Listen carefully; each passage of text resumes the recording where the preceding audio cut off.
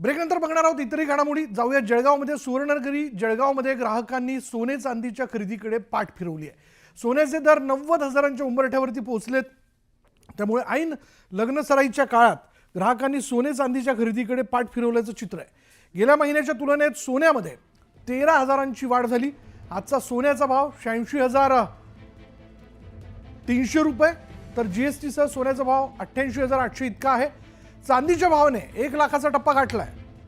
कुठेतरी सोन्याचे भाव कमी होतील याची वाट ग्राहक पाहत आहेत. 50 दिवसात सोन्याचे भाव जवळजवळ 13,000ने वाढलेले आहे. जानेवारीच्या सुरुवातीला सोन्याचे भाव हे 75,000 रुपये होते. पण येणाऱ्या टॅरिफ रेट वॉर जो सुरू झाला US आणि चायनामध्ये, हळूहळू त्यात बाकी कंट्रीजचाही समावेश व्हायची शक्यता आहे. तर त्या स्पेक्युलेशनमुळे सोन्याचे भाव हे 13,000ने वाढलेले आहे. 75, 80 झाले, 80, 82, 83, 84. आज रेट 88,800पर्यंत सोन्याचे भाव आहे. सोबतच चांदीचे भाव 1,02,000पर्यंत आज आलेले आहे.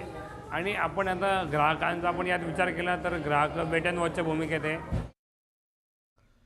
आणि यानंतर मुलुक महाराष्ट्र बुलेटिनमध्ये वेळ झाली. इथं सामन्याची पहा फक्त न्यूज 18 लोकमत.